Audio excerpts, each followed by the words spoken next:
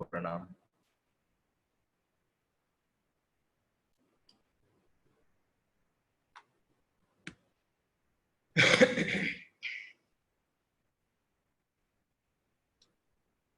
कल जिस सूत्र पर विश्राम लिया गया, एकदम internet just got disconnected, so I felt that was a very important part. We were sharing a story of Aurangzeb and a फकीर। किसी ने औरंगजेब को, जैसे राजाओं को कोई भड़का देता है, बहुत सारे कन भरवा होते हैं, ऐसे किसी ने जाकर औरंगजेब के कान भर दिए कि ये जो फकीर सामने खड़ा है, आप इसको गुस्सा न कर पाओगे। और अगर कोई बात, देखिए, जिस भी चीज के लिए आपको कोई भड़का देता है और हम अपनी विचार नहीं रखते, हम दूसरे की बात में आ जाते हैं, तो आप उसको एक चैलेंज की तरह से ले लेते हैं। तो चैलेंज कैसा लिया गया? उन्होंने कहा, अच्छा ऐसी बात है, चलो करके देखते हैं, ऐसा कैसे संभव है कि ये नाराज ही ना होगा। तो एक दिन उसने लिया, औरंगजेब ने कहा, अंदर महफिल जम रही थी, जैसे राजाओं की, सम्राटों की, बादशाहों की मुगल काल में जमती थी। उस फकीर को लिया और सर्द रात्रि में उन्होंने उसको यमुना के किनारे पर खड़ा कर दिया। If you all can relate कि हमने कल अपनी चर्चा कहाँ, किस सूत्र पर, कहाँ विश्राम करी थी, अगर आप पाएंगे तो हम बिल्कुल वहीं से प्रारंभ कर रहे हैं। और इसलिए पुनरुक्ति नहीं कर रहा हूं क्योंकि अब देखिए सिर्फ 5 दिवस हैं। जितना भी भटकना था इस पंच तत्वीय शरीर को, वो भटक लिया। तो अब 5 दिवस में एक एक दिन शिव तत्व का जो एसेंस है उसके साथ ही यहां से जाना, क्योंकि उसके बाद जब आप कभी किसी अपने जीवन के अलग अलग राग और अनुराग और आलाप और विलाप किसी में भी समय व्यतीत करते हैं, तो आपको स्मरण आएंगे ये पल हमारे और आपके साथ बैठे हुए। तो उसने उसको नाराज करने के लिए कि देखते हैं कल सुबह क्या होगा, उस संत को, उस फकीर को यमुना के किनारे छोड़ दिया। और जैसे ही यमुना के किनारे छोड़ा तो बस दूसरे दिन नग्न हालत में फकीर, और उसको बुलाया गया औरंगजेब के सामने। तो औरंगजेब ने उससे पूछा, कहो कैसी बीती, जैसे कोई चिढ़ा रहा हो किसी को। तो उन्होंने पूछा, कैसी बीती? तो फकीर ने कहा, कुछ तुम जैसी और कुछ तुमसे अच्छी। देखो, अगर फकीरी आ जाए तो सामने वाला बड़े से बड़ा बादशाह भी कोई इस दुनिया में, सांसारिक, जिसने मटीरियलिस्टिक परसूट्स में अपने अहम को भर रखा है, वो भी तुम्हारे आगे बिल्कुल तुच्छ लगेगा। क्योंकि जो फकीरों की बात की मस्ती है वो किसी में नहीं हो सकती।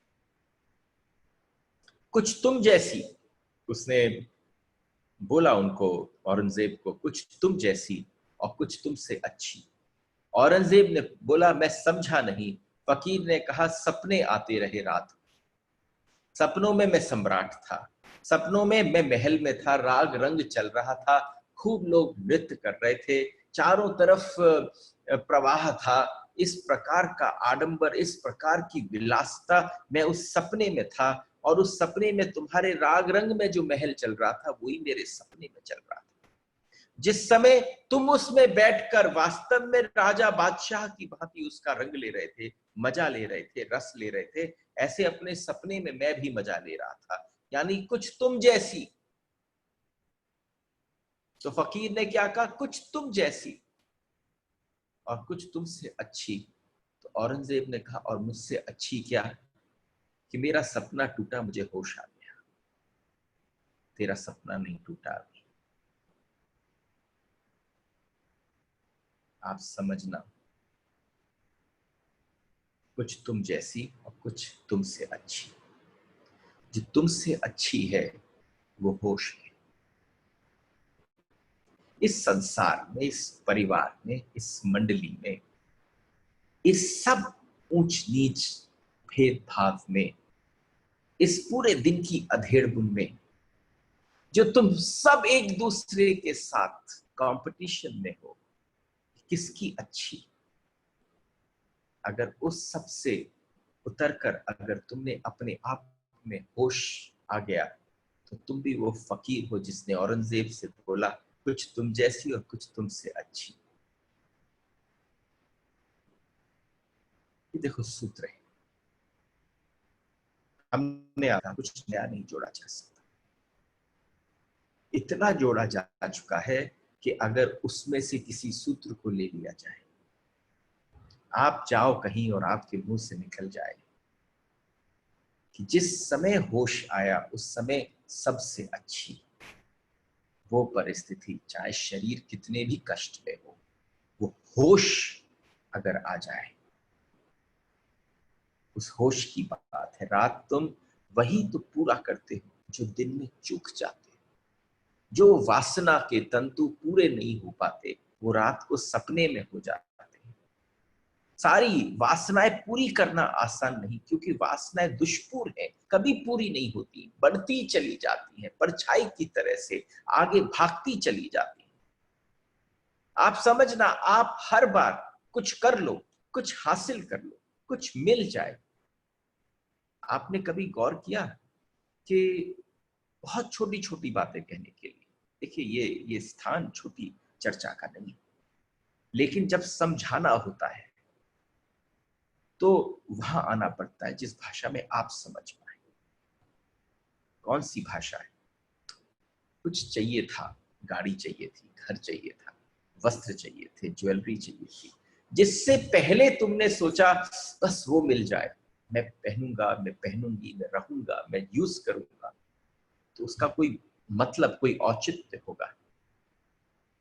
लेकिन वो मिल जाए और मिलते ही, आपके पास हासिल होते ही आपके मन में क्या उठता है? अब क्या?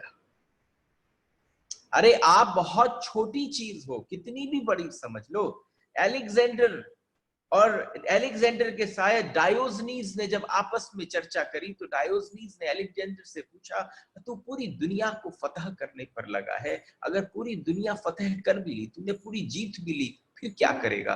तो एलेक्जेंडर ने उससे कहा, ये बात याद मत दिलाओ, मुझे डर लगता है, क्योंकि फिर कोई दूसरी दुनिया ना होगी इसको जाकर मैं कहूं कि अच्छा एक दुनिया मैंने पूरी की पूरी जीत ली, अब मैं दूसरी दुनिया को जाऊं, उसके बाद मैं भी सोचता हूं कि मैं भी बिल्कुल बेकारा हो जाऊंगा, फिर मेरे पास कोई काम ना बचेगा। आप भी सतत देखना, एक धारा अंदर चलती है और वो धारा है अब क्या, अब क्या करें, इसको हासिल कर लिया, अब क्या, इसको रोक दो। क्योंकि अंदर वाली जो यात्रा है उसमें आपको अब क्या कहने का मौका नहीं मिलता। वहां कोई सीमा नहीं है, वहां कोई माइलस्टोन्स नहीं है, आपको पता ही ना चलेगा। आपने भीतर प्रविष्ट किया, आप अंदाजा लगा नहीं सकते कि भीतर प्रविष्ट करते ही कौन सी अवस्था पैदा हो जाए।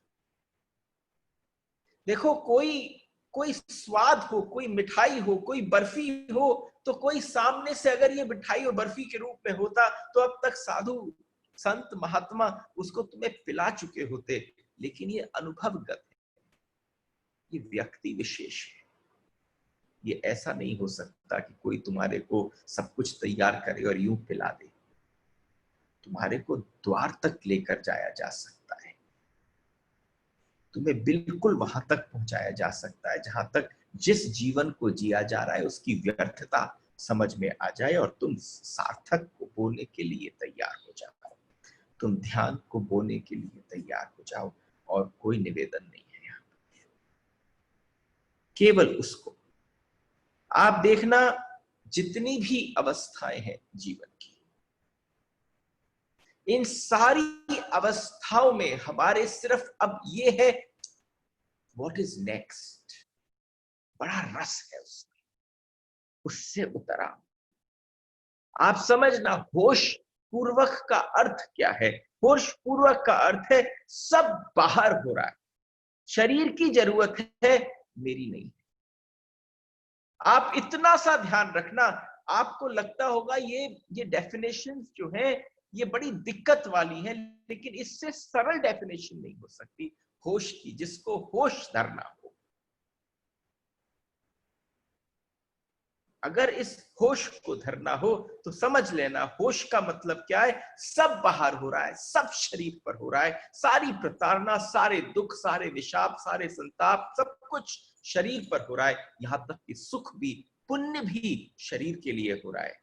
आपका उससे कोई संबंध नहीं है। आपका जब तक होश नहीं है तब तक आपके द्वारा किया हुआ पुण्य भी पाप।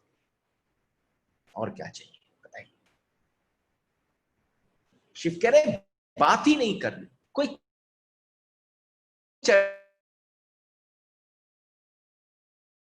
नहीं करनी। एक ही चीज की बात है कि तुम्हें सिर्फ पता जाए। आप समझना कितना समय लगेगा हमसे। देयर आर टाइम्स, देखिए, there be lot of people with whom I am introduced for the first time, but whenever we have these workshops, people ask us, Jaja, how much time will it take? Maharaj, how much time will this whole process take? तो आप एक बात समझना, एक बहुत ही गजब के बोधकार हैं और कथाकार हैं, उनका नाम है ईसप। ईसप एक जगह पर बैठे हुए थे, बगल में एक आदमी निकल के जा रहा था। उसने ईसप से कहा कि मुझे बताएंगे जो अगला वाला गांव है वो यहां से कितनी दूर है? तो उसने कुछ नहीं बोला, उसने कोई चर्चा नहीं करी, उसने कोई बात नहीं करी। और उसने जब कुछ भी नहीं किया तो करने के पश्चात ईसप बस खड़े हुए और उस आदमी ने जिसने गांव का पता पूछा था उसके साथ चल पड़े। देखिए, this is about you, this is not about Aesop, I am just using him. तो ईसप जो है वो बहुत ही गजब के कथाकार हैं। उनसे किसी ने पूछा कि ये जो गांव है फला फला, ये कितनी दूर है? वो कुछ नहीं बोले, मुंह से नहीं बोले, बातचीत नहीं करी, बताता हूं नहीं बोले, कुछ नहीं, खड़े हुए और साथ चलने लगे। बगल वाला आदमी बड़ा परेशान हो गया कि ये कैसा आदमी है, मैंने तो इससे पता पूछा था, ये साथ चलने लग गया। साथ चलने के पश्चात करीब 15-20 मिनट चलने के पश्चात ईसप बोल पड़े, ऐसा है 2 घंटे लगेंगे। तो उस आदमी ने पूछा ईसप से, ये आप मुझे पहले भी बता सकते थे, इतना आपको क्यों कष्ट करना पड़ा, आप 1 मील चल के क्यों आ गया? तो ईसप ने कहा, तेरी चाल देखना चाहता था, तेरी ढाल देखना चाहता था, तू चलेगा कैसे, और तेरी चलने के ऊपर निर्भर करता है कि तू कितने समय में पहुंचेगा। ये बात समझ लेना। आप सबसे अभी मैं वर्चुअली मिल रहा हूं, अगर आमना सामना होता और किसी से कहा जाता कि बताइए ना वहां तक पहुंचने में कितना समय लगेगा, ये कंप्लीटली आपके ऊपर डिपेंडेंट है। It's all depends upon you. कोई भाग के पहुंच सकता है, कोई बहुत धीरे धीरे चल के पहुंच सकता है, कोई कोई बारात में जैसे चलते हैं वैसे पहुंच सकता है। तो आप समझिए फिर हर एक की चाल जो है वो उसके गंतव्य स्थान तक पहुंचने के समय को निर्धारित करती है। लेकिन आपकी हर चीज आप पर निर्भर करेगी। तुम जल्दी पहुंच जाओगे और हर तरीके की हो जाओगी, लेकिन अगर तुम समग्र भाव से भर जाओ, तुम में कोई त्वरा उठ जाए, सारी प्राण जो है तुम्हारे उस पल में एकदम निमज्जित हो जाए, तुम आत्मा में निमज्जित हो जाओ, तुम्हें भीतर जाना है, कोई और गांव नहीं है जो बाहर है, तुम्हारे को अपने अंदर ही जाना है। अगर तुमने अभी के अभी निर्णय कर लिया, right now here at this very moment I want to go in, you can always go in. right now you can go in, it just depends आपकी क्या इच्छा है। आप समझना, चाहने वाले बहुत हैं। इस तत्व बोध की चर्चा को रस की तरह से, इसमें जितना रस लोगों को, क्यों? क्योंकि भक्ति के लिए वो हृदय चाहिए। ये यहाँ का विषय है। आप समझना, जब ये वाला विषय यहां से चर्न होकर आपका स्वभाव बनता है, तब आप भी उसी अवस्था में पहुंचते हैं जिसमें मीराबाई और चैतन्य पहुंच गए। क्यों? क्योंकि चैतन्य से ज्यादा बड़ा तार्किक कोई नहीं था। महान तार्किक थे, लेकिन जब तर्क से उतरे। अभी हमारे जीवन में तर्क भरे पड़े और हम चर्चा कर चुके हैं तर्क कुतर्क वितर्कों की। इसलिए वितर्क में, विशेष तर्क में किस जगह पर आ जाइए, विकर्म में, वितर्क में किस जगह पर उतर आइए। आपके ऊपर निर्भर करता है how much time you take. It is all about you. तो सबसे बड़ी बात है कि ध्यान रहे कि प्रकृति को तुम्हारी धार्मिक उपलब्धि में कोई उत्सुकता नहीं। आपकी जो प्रकृति है, जो प्रकृति आपको बना रही है, उसकी आपकी कोई धार्मिक प्रवृत्ति में कोई इच्छा नहीं है। मनुष्य जहां तक आ गया वहां तक प्रकृति उसे ले आती, ले आई है आपको। आपको जो शरीर प्रकृति को देना था उसने दे दिया है। जो काम प्रकृति का था प्रकृति ने पूरा कर लिया। लेकिन इसके आगे शरीर के मिलने के बाद जहां तक आप पहुंचेंगे उसमें प्रकृति का कोई काम नहीं होगा, उसमें आपके श्रम का काम होगा। आपको श्रम करना पड़ेगा। It all depends upon you. प्रकृति तुम्हें पशु बनाती है, उससे आगे नहीं। और आप समझना, हमारे में और पशु में एक बोध का अंतर है। सभी पशु शांत हैं, मुझे कोई पशु अशांत नजर नहीं आता। जो आप अशांत देखते हैं वो भी शांति है उनकी। क्यों? क्योंकि वो टोटल है। तो आदमी को छोड़कर, क्योंकि प्रकृति ने काम पूरा कर दिया है, उन्हें कहीं जाना नहीं है। तुम किसी कुत्ते से यह नहीं कह सकते कि तुम दूसरे कुत्ते से कम हो। सारे कुत्ते, सारे सुअर, जितने भी जानवर हैं वो सारे टोटल हैं, पूरे के पूरे बराबर हैं। उसमें कोई अप डाउन का फेरबदल नहीं है कि ये थोड़ा जगा हुआ सुअर है और ये सोया हुआ कुत्ता है। जैसा उनको प्रकृति ने भेजा बिल्कुल वैसा का वैसा भाव में वो पूरी तरह से फुल है। वो परम शांत है। और ये जो परम शांत की अवस्था है, ये जो परम शांत की अवस्था है, पशु और मनुष्य में जो अंतर आता है, अगर आप गौर से समझ जाओ। देखो, ये क्यों बोला गया पशु? इसलिए बोला गया कि हमारे को सूत्र क्यों बोले जाते थे, क्यों छेड़ा जाता था। मनुष्य को जब तक उसके अंदर होश की तरफ बढ़ने की स्मृति नहीं आई, सुरति नहीं आई, कॉन्शियसनेस नहीं आई, वो बिल्कुल वैसा है जो प्रकृति ने उसे करके भेजा। तो एक मच्छर को भी प्रकृति ने पूरा करके भेजा। मच्छर अपना किरदार निभा रहा है, लेकिन मनुष्य अपना किरदार नहीं निभा रहा है। तो what is the difference between an animal and a man? That is the only difference. आप एक बात समझना, सारे जितने भी आप कुत्ते देखो सब बराबर, मोटे, ताकतवर, अलग ब्रीड, ऐसा कुछ भी, लेकिन सब में जो उनका प्रकृति का स्वरूप है वो बराबर है। आदमियत में फर्क है, मनुष्यता में फर्क है। दुबला पतला आदमी भी बहुत बड़ा आदमी हो सकता है, मोटा तगड़ा आदमी भी बहुत छोटा आदमी हो सकता है। पर यहाँ पर मोटा पतला दुबले पतले की बात नहीं है। यहाँ नया गुण धर्म शुरू होता है आदमी के साथ। किस बात से तय होता है कि ये आदमी है, ये मनुष्य? एक बात से तय होता है, जितना होश होगा उतनी ज्यादा मनुष्यता फलत होगी। That is the only difference between a man and an animal. जिस दिन तुम परिपूर्ण होश से भर जाओ, जिस दिन तुम्हारी होश की प्रति तुम एक बार अपने किसी व्यक्ति से पूछते हो एड्रेस कहीं और का, एक बार कहीं अपने आप से अपना पता पूछो, तुम्हारे भीतर का तुम्हारे साथ खड़ा हो जाएगा। चल आजा, मैं तुझे बताता हूं, और तुम्हें खींच कर अंदर ले आएगा। लेकिन तुम प्रश्न ही नहीं पूछते अपने बारे में। आप प्रश्न बाहर पूछते हो, आप स्व से कहां पूछते हो? वो आपने सुला रखा है, तू सोता रहे, लोरियां सुना देते हो उसको। लेकिन आपका जो मनुष्यता और पशु का भेद है, उसमें सीधी सीधी सी बात है। खतरा भी बड़ा है, क्योंकि जो ऊपर उठ सकता है वो नीचे भी गिर सकता है।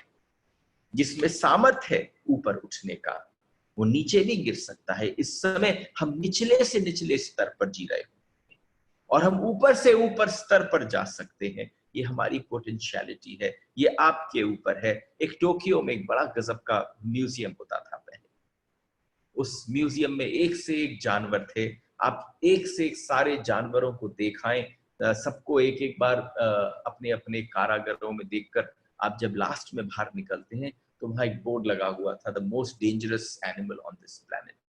उस पर कोई जानवर नहीं था। आदमी भागा अंदर देखने के लिए, मोस्ट डेंजरस कौन सा है, जरा मुझे पता चल जाए। उसके मन में कोई और बात रही होगी। अंदर एक शीशा लगा हुआ था, वो शीशे में जाके कहा, this man is the most dangerous animal.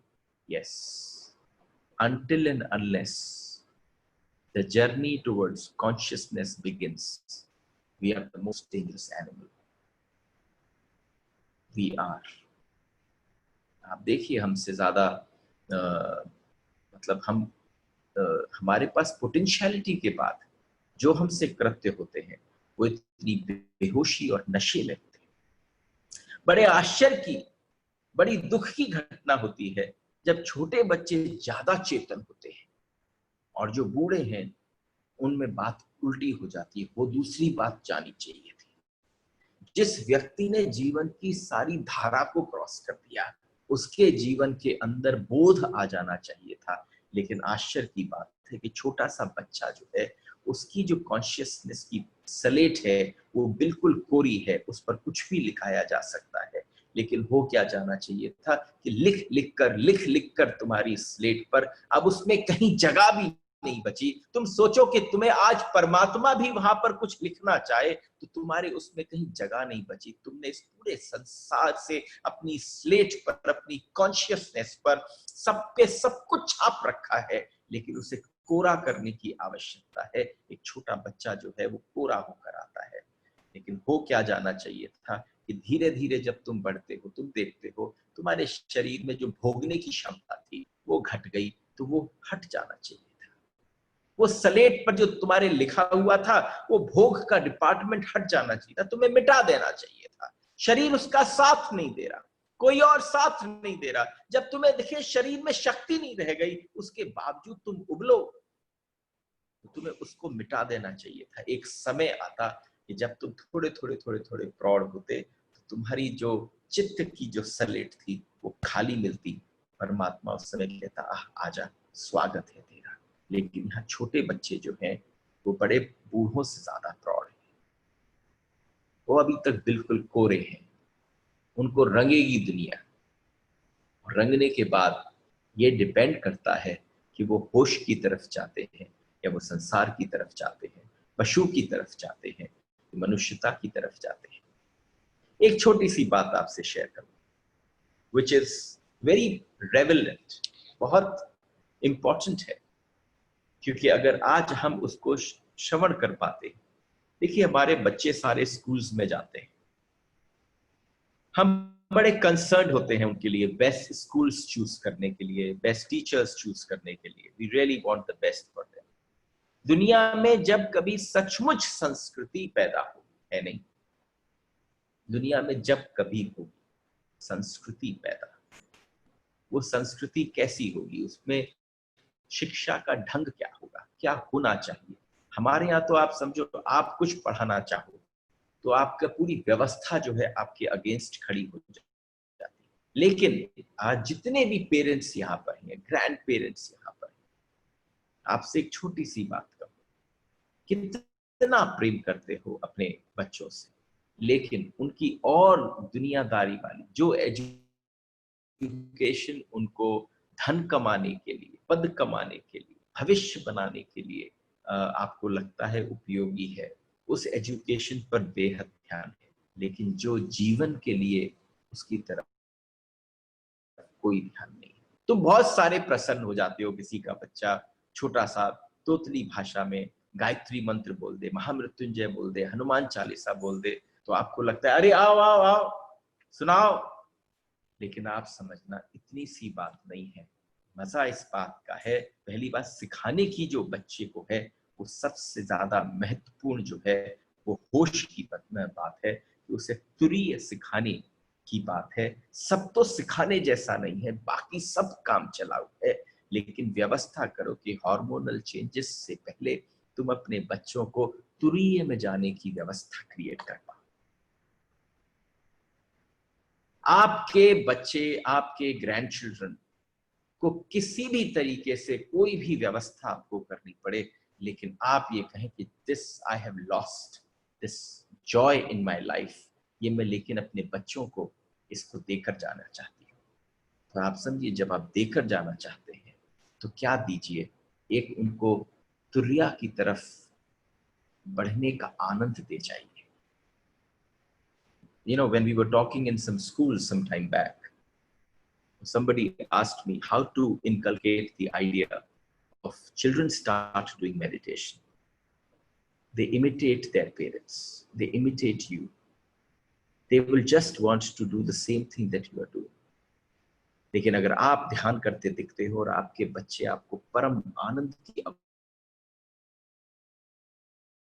अवस्था में देखते हैं, तो वो आपके साथ बगल जाएंगे और आंख बंद करके, चाहे उनको कुछ आए चाहे नहीं आए, लेकिन तुम एक बात समझ लेना, जैसे ही वो बैठे बिना कुछ करे, वो शरीर के साथ, मन के साथ संबंध छोड़ना चालू करेंगे। ये उनकी तुर्या की एजुकेशन होगी, ये देनी बहुत आवश्यक है। क्योंकि एक बार बच्चे को तुर्या तक का आनंद जो है बिफोर हार्मोनल चेंजेस आ जाए, तो छोड़ दो उसे संसार में, छोड़ दो उसे भोग वासना के जंगल में। लेकिन जिस दिन उसका मन करेगा इससे वापस आने के लिए, उसको रास्ता पता होगा। ये सबसे बड़ी बात है।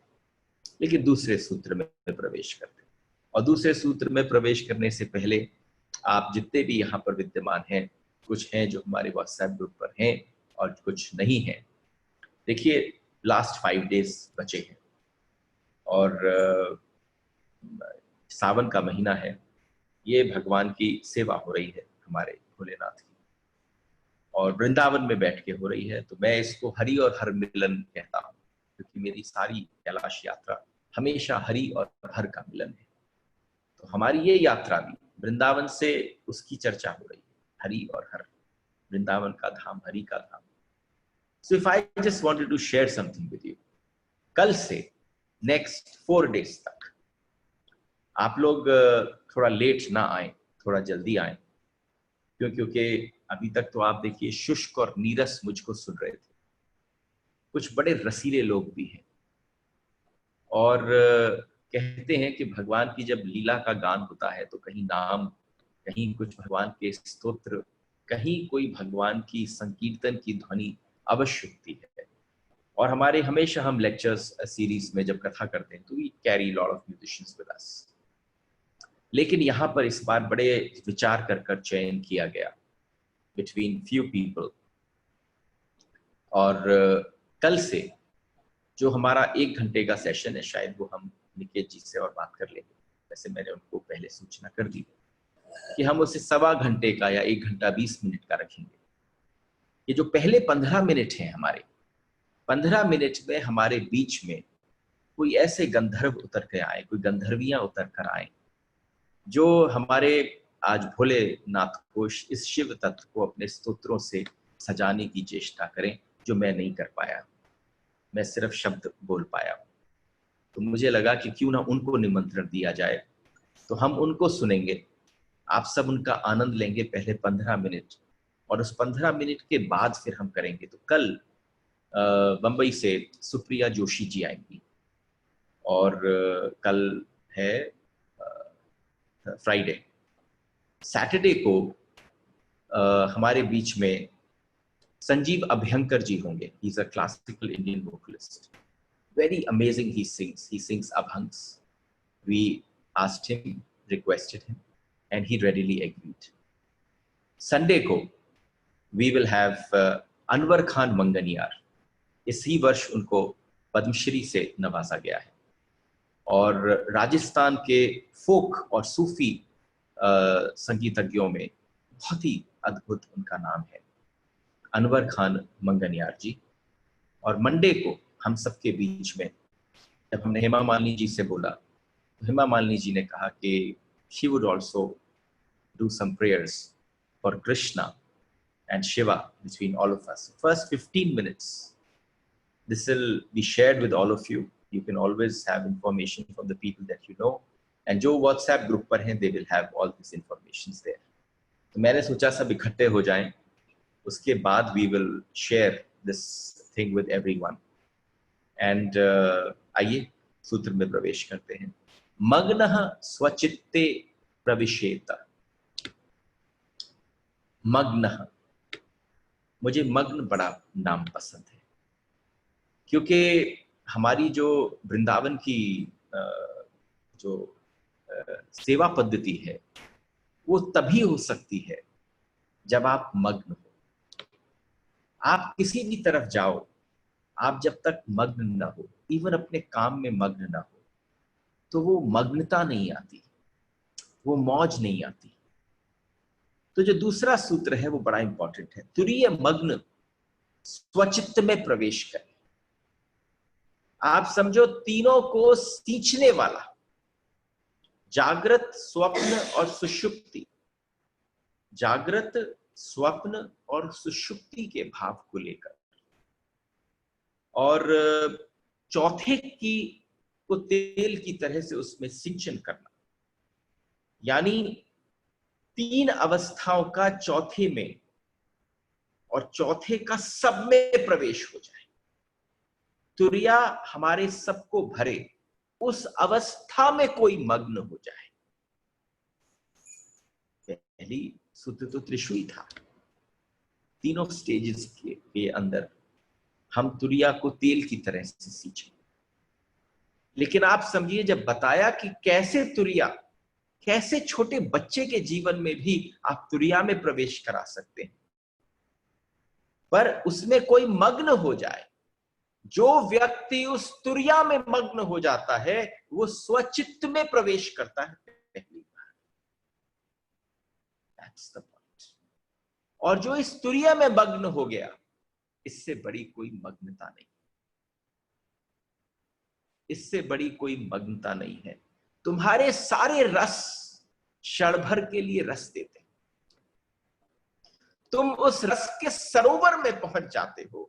इसको सुनकर हमने आपसे कहा था एप्लीकेशन, हाउ टू, किस प्रकार से तुरिया को सींचे, सब में उसके तेल का प्रवाह कर दे, उसमें मग्न हो जाए। मग्न हुए और स्वचित्त में प्रवेश है। तो समझो तुरिया का रस कभी सूखता नहीं है, सारे रस सूख जाते। आप कोई भी रस ले लो, कोई भी वासना का रस ले लो, थोड़े समय बाद वो नीरस हो जाता है। वह रस धारा शाश्वत है, और जो उसमें मग्न हुआ, जो उसमें नाच गया, जो उसमें भर गया, जिसके रोए रोए में तुरिया समा गया, आपने कल्पना भी ना करी होगी इस तुरिया में क्या भरा पड़ा है। जो उसमें नृत्य करने लग जाए, जो उसमें स्नान कर ले, रोए रोए में भर जाए, तुम्हारा होश आ जाए, जिसके होने के का ढंग जो है वो जागना हो जाए, जिसके उठने बैठने में तुरिये उठे और तुरिये बैठे, जिसके चलने फिरने में तुरिये चले, तुरिये फिले, जैसे जीवन के कण कण में तुरिये का स्नान हो गया। जो व्यक्ति तुरिया में मग्न हो गया हो, ऐसा मग्न वो व्यक्ति, ऐसा एक्सपीरियंस करने वाला व्यक्ति स्वचित्त में प्रवेश कर जाता है, अन्यथा तुम स्वयं से अपरिचित रह जाते। देखो आगे के 3 सूत्र बड़े मजेदार हैं, इतने ज्यादा मजेदार है कि इसका जो आखिरी सूत्र जो आज हम चाहते हैं कि हम पूरा कर लें, शिव तुल्यो जायते। तुरिया की बातचीत हुई, स्वचित्त में प्रवेश कब? जब उसमें मग्न, जब उसमें मग्न हुए, तुरिया में मग्न हुए, स्वचित्त में, अन्यथा तुम अपने से अपरिचित रह जाओगे। दुनिया का कितना बड़ा वो है कि तुम दुनिया जान लो, तुम एनसाइक्लोपीडिया बन जाओ, तुम्हारे पास भंडार हो सूचना का, और तुम खुद ना जानते हो अपने आप को। इस संसार से तो परिचित हो जाओगे, सब हो जाते, लेकिन जो तुम, जिसने तुम्हें संसार दिखाया वो अपरिचित रह गया, कैसी घटना घटेगी? तुम बता सकते हो बहुत कुछ दूसरों के बाबत, अपने नाम, धाम, पते, ठिकाने का तुम्हें कुछ भी नहीं पता। तुम सब चीज की खबर रखते हो, लेकिन जहां पर तुमसे पूछा जाए कि अपनी भी तो कुछ खबर दो। मैं आपको बड़ी मजेदार एक बात बताता हूँ। ये हमारे पूज्य बाबा श्री के बीच की बात है। एक जगह पर पहुंचे तो एक कहीं अमेरिका से साधु आए थे, वो अपने आश्रमों की गिनती करा रहे थे। और जब आके वो हमारे बाबा के पास बैठे तो हमारे बाबा शांति से बैठकर जपमाला कर रहे थे। जप करते करते करते करते थोड़ी देर उन्होंने ये बताया, यहाँ पर इतना, यहाँ पर इतना, अमेरिका में इतने आश्रम, वहां पर इतने आश्रम। तो मैं भी बड़े अवाक होकर, उम्र मेरी बड़ी छोटी थी, मैं देख रहा था, अच्छा ऐसे भी होता है, इतने आश्रम। तो मेरे बाबा ने बस उनसे एक छोटी सी बात कही, हाँ स्वामी जी सुन लिया, आपने बड़ा कमाया, लेकिन क्या आपने ये कमाया? हाथ में उनके माला झोली थी, जप चल रहा था। मैं केवल इस उत्तर की मस्ती में आनंदित हो गया जब मैंने अपने बाबा को कहते सुना, ये कमाया है। जो सामने वाले स्वामी जी थी वो निरुत्तर हो गए। लेकिन वास्तव की बात है, तुरीय के अंदर मग्न होकर आप इस पूरे ब्रह्मांड की खबर अपने पास रखते हो, लेकिन अगर आप देखो अपनी सत्ता आपने अपने होने को कमाया। वो आपको मिला था, आपको उसको उद्घाटित करना था, उसको आविष्कारित करना था, आपको उससे पहचान बनानी थी, लेकिन वो रह गई। 99.99% लोग बिना अपने आप से परिचित ही धरती से चले जाते हैं। ऐसी क्या बात है, वो 0.1 में क्या खास बात है? और आप समझना 99.9 की हम में से आप कोई बात नहीं करता जब तक उसने कोई विशेष उपलब्धि ना करी हो, लेकिन 0.1 की बातें हम उनके मरने के हजारों साल बाद भी करते हैं। इसलिए करते हैं क्योंकि हमारी संभावना हमें उसमें दिखती है, हमारी पूर्णता दिखती है, हमें पता है अभी हम पूर्ण नहीं है। तो एक छोटी सी, अगर तुम तीनों अवस्थाओं में सींचते हो तुरीय को, तो जल्दी ही तुम पाओगे तुम्हारे जीवन में पौधे में तुरीय आ गया है। तुम्हारे जीवन में अपने आप उसकी कोपल फूट गई है। बुद्ध का चलना उठना बैठना भिन्न है, वे उठते भी हैं तो एक जागरण है, उनके संग आनंद रहता था। आनंद उन्हें सोते देखता और जब उठते देखता तो आनंद कहता कमाल है, पूरी रात आपको देखा मैंने, लेकिन मैंने ऐसा कभी कोई इंसान सोते नहीं देखा। तो बुद्ध ने कहा सोते, मैं तो सोते सोते भी जगता हूं। जिसके सोने में भी, जिसकी तंद्रा में भी जागरण नहीं छूटता, उस व्यक्ति का मतलब है जो तुरिया में मग्न हो गया। अब तुमने अब तक जो भी किया अचेतन है। हालांकि तुम कहते हो मैंने जान कर किया, वह भी झूठ है। तुम्हारे बच्चा कपड़े फाड़ कर लौटता है, सलेट तोड़ कर आता है, तुमने उसे मारा डांटा डपटा सब कुछ कर लिया, फिर तुम कहते हो मैंने होश पूर्वक किया। ये कोई व्यक्ति कभी होश पूर्वक कर नहीं सकता। बच्चे को सुधारने के लिए किया, लेकिन तुमने बहुत विश्लेषण करना अपने विचारों का, अपने ख्याल का, अपने एक्शंस का। सच में तुम होश पूर्वक थे क्या जब तुमने किया? क्योंकि एक थप्पड़ पड़ने के बाद, उस बालक की आंखों से अश्रु बहने के बाद आप जगते हो कि ये मेरे से क्या हो गया। मैं इसे दूसरे तरीके से भी समझा सकता था।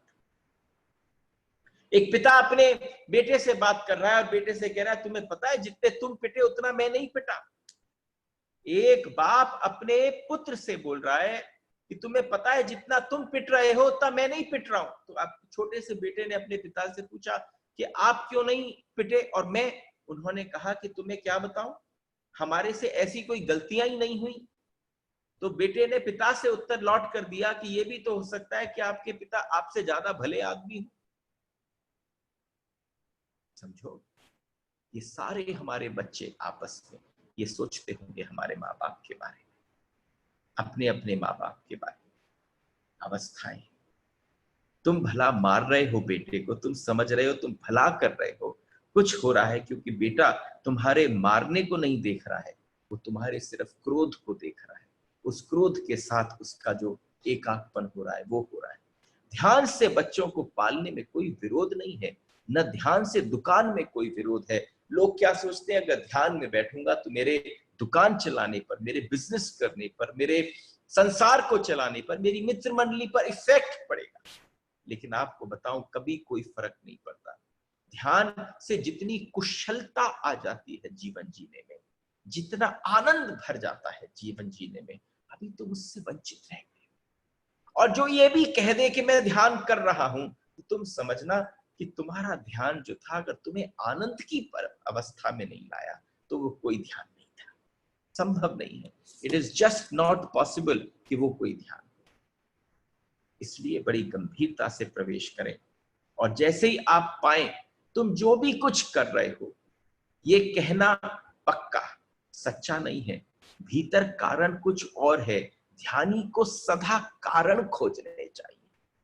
आप समझना, आप जिस भी कृत्य में प्रवेश कर रहे हो, आपसे जो हल्ला गुल्ला हो रहा है, वो सब चीज के अंदर मैं आपसे कहूं, आप कोई काम करने जाओ, उसके मूल तक चले जाना।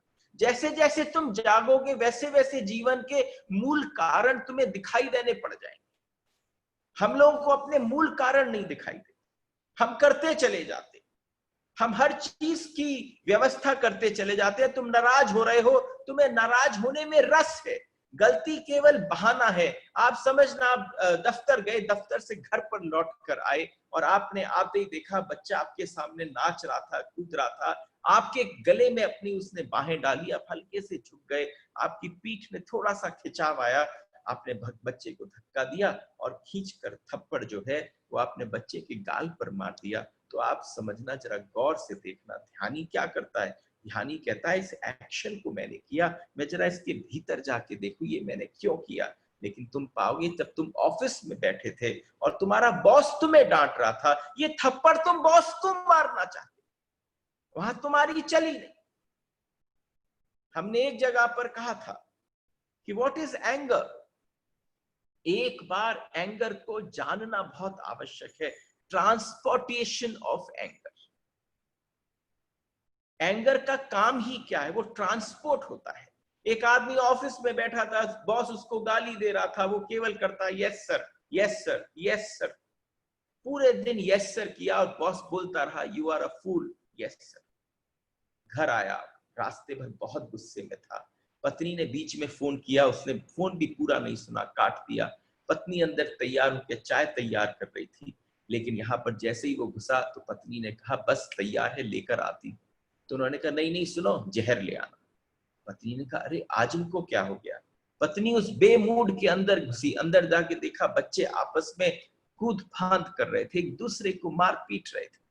और उस मारपीट के दौरान, उस दोनों बच्चों की मारपीट के दौरान उसे भी खींच आ गई। उसने एकदम एक को दूसरी तरफ धक्का दिया, दूसरे को उधर धक्का दिया, एक का सर हल्का सा जाके थोड़ा सा दीवार में लगा। दोनों बच्चे आपस में रोने लगे, उनको भी गुस्सा आ गया। एक ने अपनी गुड़िया का गर्दन पकड़ी और मरोड़ी, किसी ने अपने रिमोट कंट्रोल की कार का रिमोट फेंका, दीवार में तोड़ दिया। आप समझो कहां से क्रोध चालू हुआ था, कहां तक पहुंच गया। सबके घर की यही कहानी है। आप अपने क्रोध के भीतर चले जाओ, जैसे जैसे तुम जागोगे वैसे वैसे पाओगे असली कारण दिखाई पड़ने लग जाएगा। आपको बताऊं, ध्यानी का मतलब है मग्न में रहता हुआ व्यक्ति जब वो भीतर प्रवेश करता है तो उसको कारण समझ में आता है। हम अकारण जी रहे हैं, हम अकारण कर रहे हैं जो कर रहे हैं, हम वासनाओं में अकारण फंस रहे हैं। लेकिन एक कारण अगर पता चल जाए तो आप समझना वो बातें खत्म हो जाएंगी, वो रीजंस खत्म हो जाएंगे।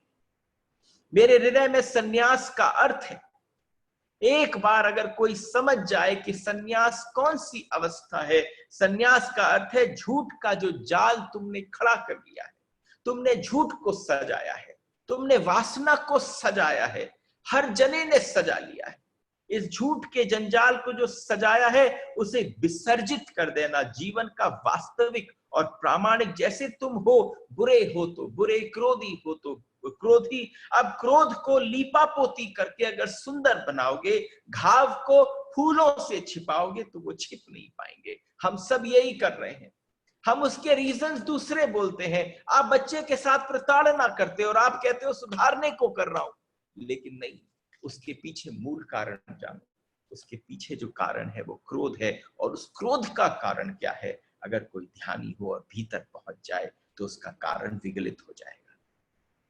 तो इसलिए हर एंगर, क्रोध भी करते हैं और अच्छे कारण खोजते, काम में भी उतरते हैं और अच्छे कारण सोचते हैं, अच्छे कारण ढूंढते हैं, लोभ के भी ढूंढते हैं, मोह के भी। आप इन सारे असुरों से घिरे पड़े हो, लेकिन आप इनको सजाते हो। आपने लोभ को सजाया, मोह को सजा लिया, और आपको पता है अंदर घाव बढ़ते चले गए, क्रोध बढ़ता चला गया, वासना बढ़ती चली गई। मेरा एक छोटा सा निवेदन है, आसपास कोई हो जो अत्यधिक क्रोध में हो, लोभ में हो, मोह में हो, मद में हो, कभी कभी मद का भी पागलपन बहुत बड़ा है, उससे कह रीजन में पहुंच जा। जैसे ही वो भीतर प्रविष्ट करेगा, वो मग्न होगा, उस मग्न में उसे स्वचित्त के दर्शन होंगे, उसकी चित्त के दर्शन होंगे। ये आपकी कॉन्शियसनेस जिसको अभी तक आप देख नहीं पाए, पढ़ नहीं पाए, उस स्वचित्त में उसके दर्शन होंगे। जागृत हुआ व्यक्ति जैसे जैसे जागेगा वैसे वैसे वैसे उसे पाएगा उसका जागरण झूठा है, वैसे वैसे पाएगा उसके सपने विकृत हैं, उसकी निद्रा अशांत है, वो तीनों तलों पर एक बेचैनी, एक परेशानी, एक उपद्रव के जाल में है। जैसे जैसे वे देखने लगेगा सच्चाई को, झूठे कारणों को हटा देगा, वैसे वैसे वे पाएगा कि झूठे कारणों के हटते ही अपने आप सघन सच्चाई प्रकट हो गई, अपने आप दिव्यता प्रकट हो गई। और इसके बाद एक असली बात है, एक सबसे असली बीमारी, जाने बिना कभी कोई इलाज नहीं हो सकता। एक गुरु कहते हैं आप अगर अपना इलाज करना चाहते हो, देखो ये वर्कशॉप कोई वर्कशॉप ले ले, कोई इसे प्रवचन समझ ले, कोई इसे कोई और एसेंस समझ ले, लेकिन तुम एक बात समझना, आज जिस अवस्था पे मनुष्यता खड़ी है उसको अपने स्वयं की इलाज की आवश्यकता है। और एक व्यक्ति सिर्फ ये जान पाए कि उसकी बीमारी कहां पर है, वो इलाज पे लग जाएगा। हमें पता ही नहीं है, इतनी बीमारियां खोल रखी हैं हमने, हमारे सामने कोई अंतहीन अवस्थाएं, और कुछ भी नहीं। इसलिए समझना, जब हम ये कहते हैं ईश्वर, आदमी क्या कर रहा है, आदमी ईश्वर को खोज ही नहीं रहा है। कहां पर जाकर शांति मिले, आदमी ईश्वर को खोज ही नहीं रहा। खोज कैसे होती है, वो बाहर खोज रहा है जहां है नहीं, जहां भीतर है वहां उसकी इच्छा नहीं। यह आदमी सिद्धि खोज रहा है, यह आदमी किसी प्रकार की एक पद को खोज रहा है, एक यश को खोज रहा है। वो थोड़े बहुत प्राप्त हो जाते हैं, लेकिन उसको पाने में वो अपने आप को खो रहा है। इस इलाज की आवश्यकता है कि तुझे वास्तव में क्या चाहिए। एक व्यक्ति को पता चल जाए उसे वास्तव में क्या चाहिए, तो आप समझना उसकी गति, उसकी दिशा बदल जाएगी, उसका मार्ग बदल जाएगा। सारी खोज ऐसे चल रही है, तुम्हें पक्का पता नहीं तुम खोज क्या रहे हो। और जागने को जैसे जैसे सींचोगे तुम्हारे जीवन में, तो एक दिशा आ जाएगी, व्यर्थ गिर जाएगा, सार्थक बचेगा। और जिस दिन बिल्कुल सार्थक बच जाता है, उस दिन मंजिल जो है वो दूर नहीं होती। ऐसा मग्न हुआ, इसको मग्नता कहते हैं, इसकी भीतर की मग्नता है। और जैसे जैसे तुरैया की मग्नता बढ़ेगी, जैसे जैसे मस्ती तुम्हारे जीवन में आएगी, ये मस्ती बड़ी अलग है। भाषा में तो हमें उन्हीं शब्द प्रयोग करना पड़ता है जिनका हम उपयोग करते हैं, भाषा में केवल वही शब्द यूज होते हैं। लेकिन अगर वास्तव में देखो, जैसे एक व्यक्ति किसी रस को पीकर, शराब को पीकर, मदिरा को पी लेता है, एक मस्ती आ जाती है, वो पर मस्ती थोड़े समय बाद बंद हो जाती है, खत्म हो जाती है। एक ऐसी परम मस्ती जिसकी कोई कल्पना नहीं की जा सकती, वो मस्ती तब आती है जब आप भीतर के रस से उसका आस्वादन करते हो। आप उस नशे की कल्पना नहीं कर सकते, फिर उसके रस की मस्ती कभी घटती नहीं है। फिर उसका उत्तर कैसा होता है, कुछ तेरे जैसी और कुछ तुझसे अच्छी, कुछ तेरे जैसी कुछ तुझसे अच्छी। वो अच्छी ही कब होगी, जब होश होगा, जब आप उसमें आगे बढ़ेंगे। तुमने पाप भी किए हैं, बेहोशी में किए हैं, पुण्य भी किए हैं, वो भी बेहोशी में किए, इसलिए तुम्हारे पाप पुण्य में कोई बहुत ज्यादा फर्क नहीं है। तुम सोचो तुमने मंदिर बनवा दिए, लेकिन अहंकार से भर दिया, तो तुम्हारा पुण्य भी 2 कौड़ी का हो गया। अधिकतर मैं लोग देखता हूं जिन्होंने बहुत बड़े बड़े मंदिरों का निर्माण कराया और ऐसे ऐसे स्थानों पर कराया, लेकिन जब उन्होंने कराया और अहंकार भर गया, उनका गुणधर्म एक सा है, तुम घर बसाओ कि तुम सन्यास लेकर मुनि हो जाओ, कोई फर्क नहीं पड़ता। तुम दुकान पर बेहोश हो, तुम मंदिर में भी बेहोश हो जाते हो, तुम मंदिर में भी पहुंचते हो तो बेहोशी में जाते हो, तुम दुकान में भी वासना भरते हो, तुम मंदिर में भी वासना की प्रार्थना करने जाते हो। कोई अंतर नहीं है किसी व्यक्ति में। और जिस व्यक्ति का स्वचित्त में प्रवेश ना हो जाए, तब तक स्वचित्त में ही दोनों चीज अलग अलग प्रकट होकर दिखती है। और जब दोनों चीज अलग हटती हैं, तब जाकर पता चलता है। एक बड़ा अद्भुत सूत्र दिया है। देखिए, आज मेरा मन है शायद हम 5 मिनट अगर एक्स्ट्रा लें तो ये कि then we will just have few sutras to do in the next 4 days, because those sutras will at least take 4 days. तो अभी का जो सूत्र इन्होंने हमें दिया, वो सूत्र है कि पहली बार प्राण समाचार का उदय हुआ।